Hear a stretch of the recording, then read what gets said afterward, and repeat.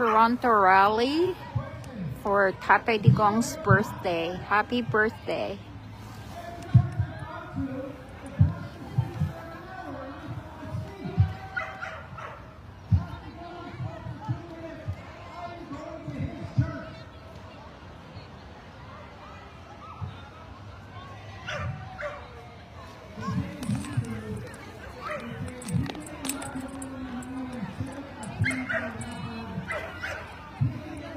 Pahingi.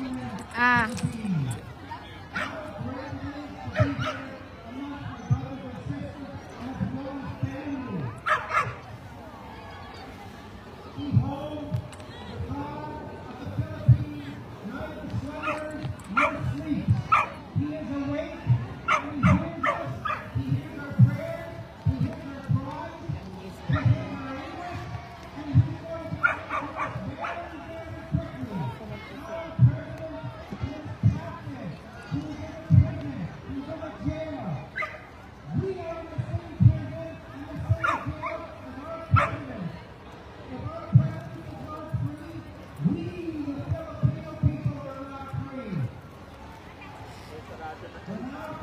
Palihog ko na po. Ay, ayaw na. Daghan na kayong bag ang anon mabitbiton.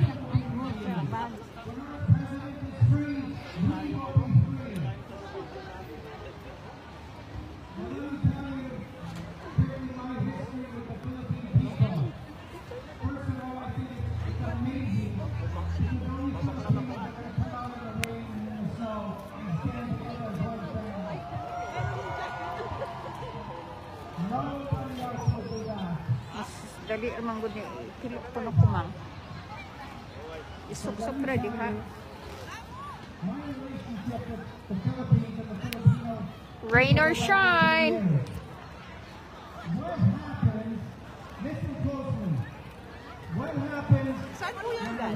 Ay binigay na nasa crowd. Ayun no.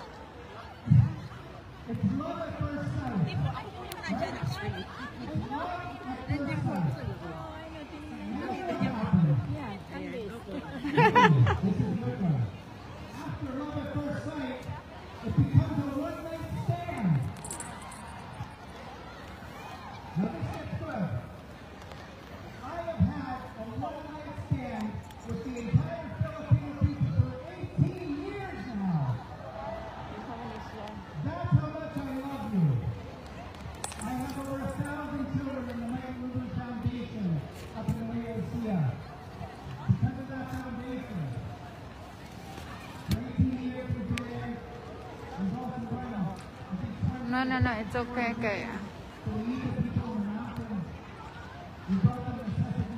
Dili ra ko kay dili ko kita sa kuan.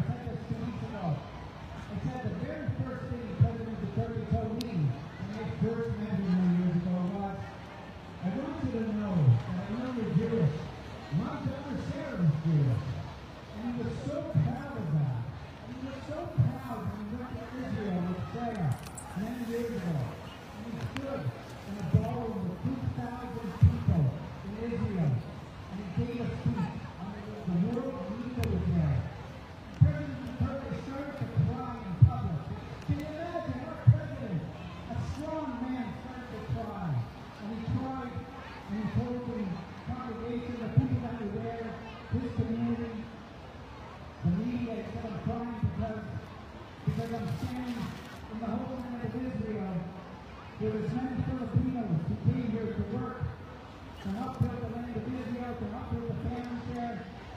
And only in Israel are a lot of people treated as first-class citizens.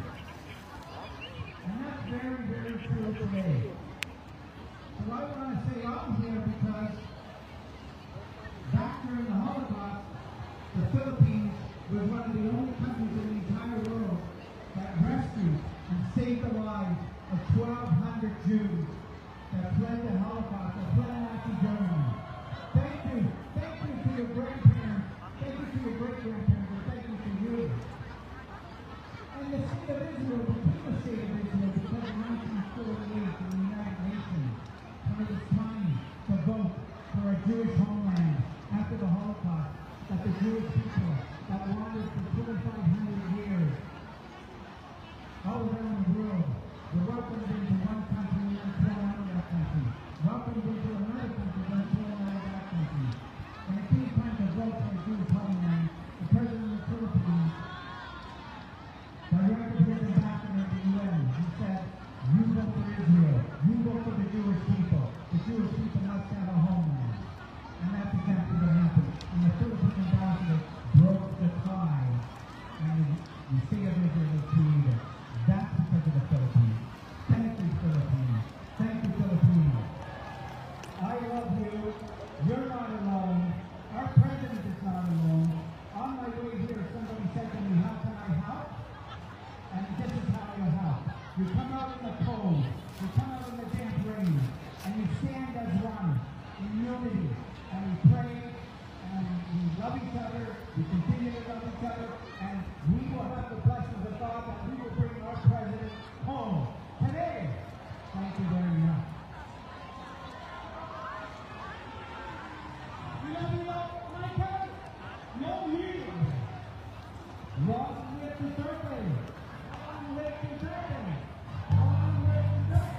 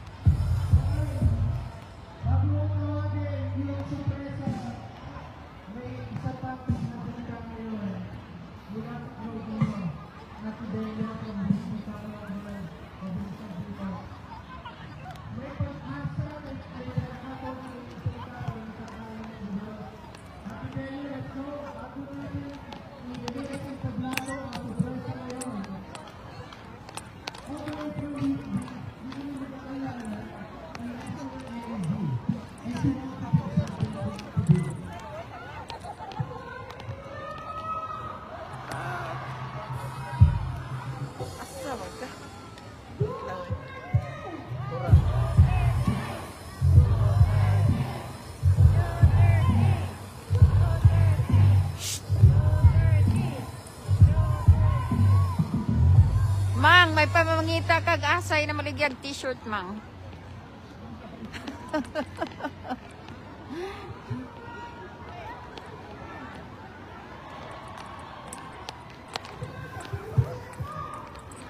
Di makita.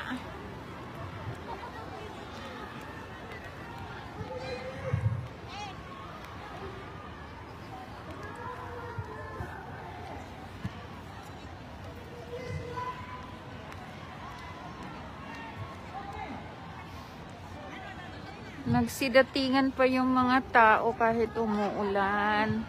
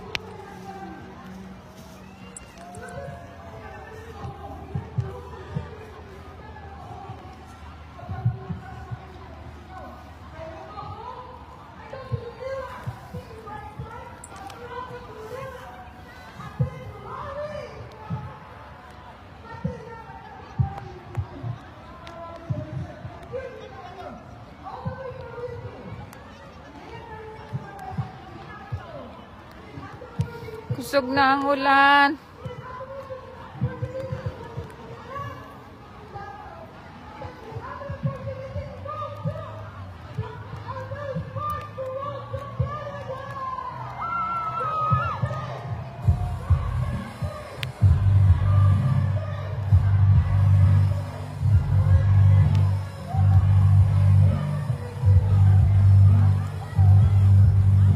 Rain or shine, everyone.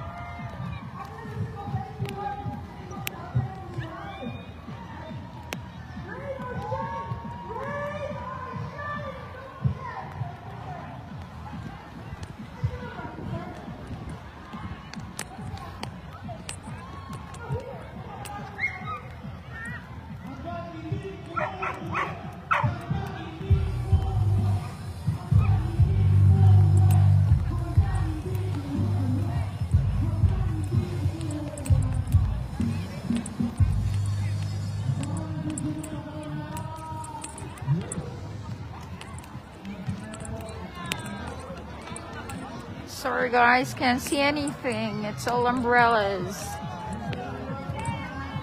It's raining.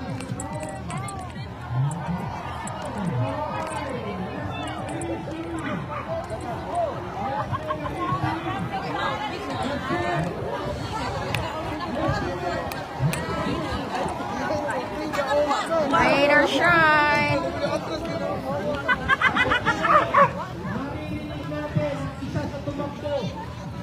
Tumakbo ng Pilipinas. Nandito siya ngayon para makasama natin. Mula sa Akbang na Maisong, tawagin natin. Ka-Eric! Whoa! Ka-Eric is here! Oh my God!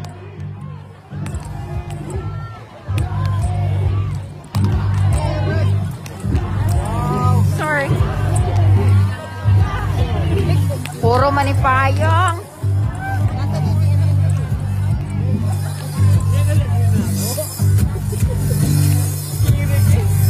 Sorry.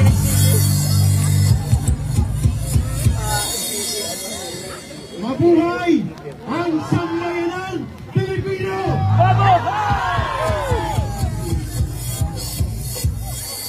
Sabayan niyo si Ka-Eric, ha? Lumalakas, lumalawak, lumalaban, Malakas, lumalawak, lumalaban. Malakas, lumalawak, lumalaban.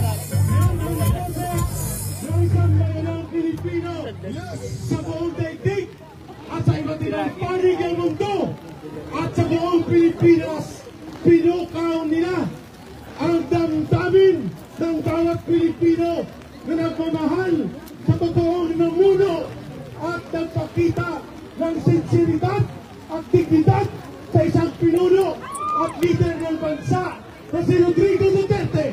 Yes! Duterte! Duterte! Duterte! Duterte! Duterte! Duterte! Ito ang hindi nila inaasahan na ang mga Pilipino mababait, subalit may hangganan ang pagpapasensya kung ang ating demokrasya at ang kalayaan at dignidad ng ating bansa ang nakataya kagaya ng pagtataksil na ginawa ng gobyerno sa Pilipinas kay Pangulong Duterte na pinagkanuno at ibinenta sa isang hindi makatarungan na pagpapadukot sa kanya na nangyari at hindi pa natin nasaksiyan ang ganitong pagkagalit ng mga Pilipino sa buong bansa at tiyak na ito'y patutungo na sa isang makasaysayan na pagbabago sa ating bansa. Yes! Ulit, sundayo si Ka Eric. Lumalakas, lumalawak, lumalaban. Lumalakas, lumalawak, Lumalaban! Lumalakas! Lumalawak! Lumalaban! Lumalakas! Lumalaban! ang mensahe nito sa araw na ito. Walang lamig at walang ulan ang makakapigil sa pagpugsok ng damdamin ng mga Pilipino dito sa Canada, partikular na dito sa Toronto. Ulan o lamig, init man ang ating haharapin, hindi natin iiwan Mag-spot ako, kuya. Sandali. Kita mo na? ng isang Rodrigo Duterte na ang Pilipinas ay isang bansang marangal at hindi bansa ng mga taksil. Mabuhay ang mga Duterte na mga paniniwala at uri ng pamumuno sa ating bansa. Duterte! Duterte! Duterte! Duterte! Duterte! Duterte!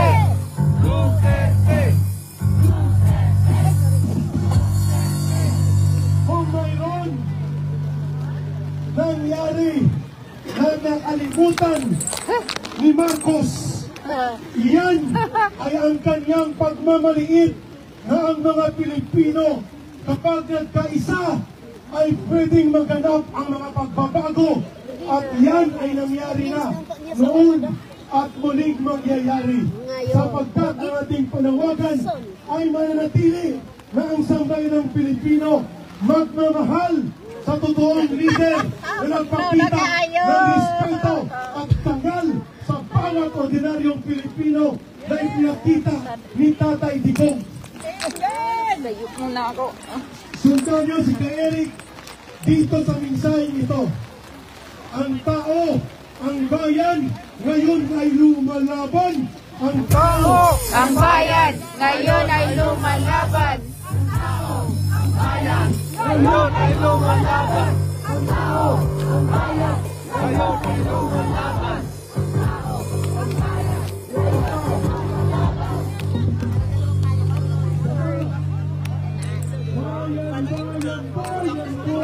Bayan, bayan, bayan ko.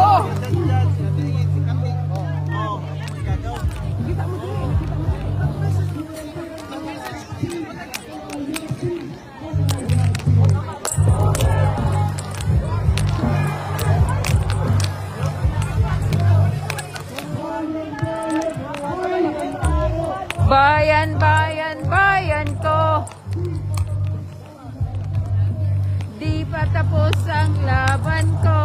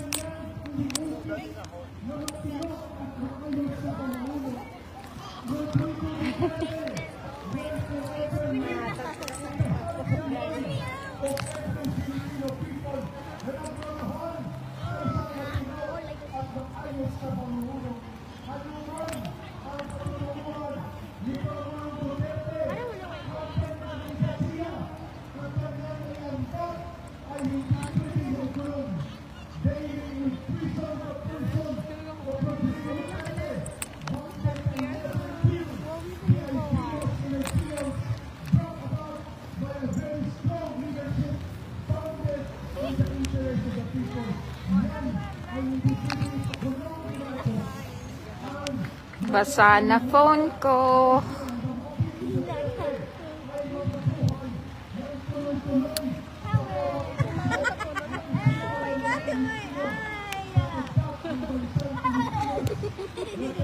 Guys, we go there under the pine tree.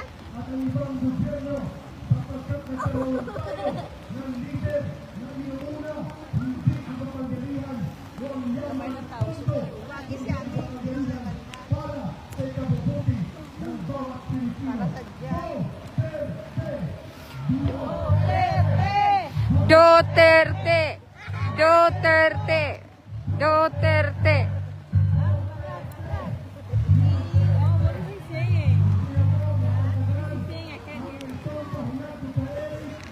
Ako po'y hindi mawawala sa inyong kulay.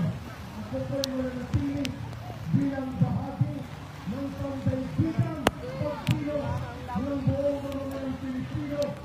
Let us redeem our country and let us redeem our government.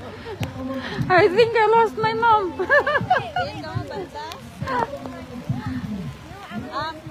Ay.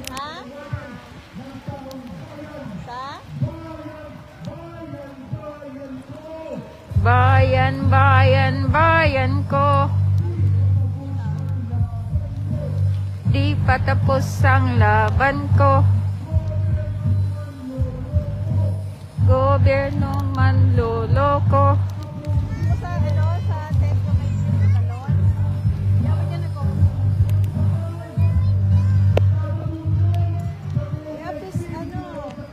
Lolo Digo, the best president. We support that. Lolo Digo, he's your lolo.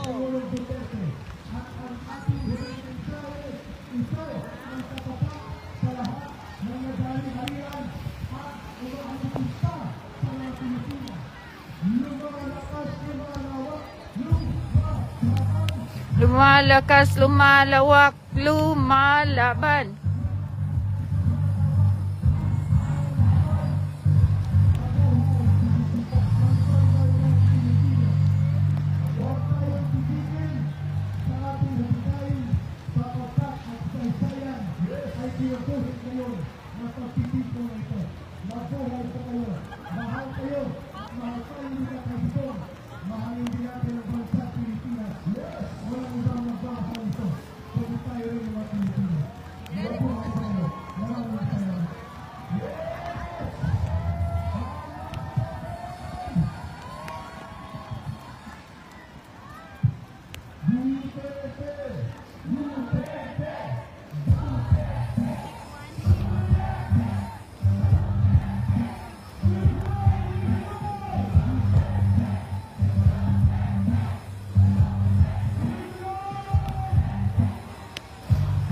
Okay guys, sorry I have to end my live. My phone's already wet.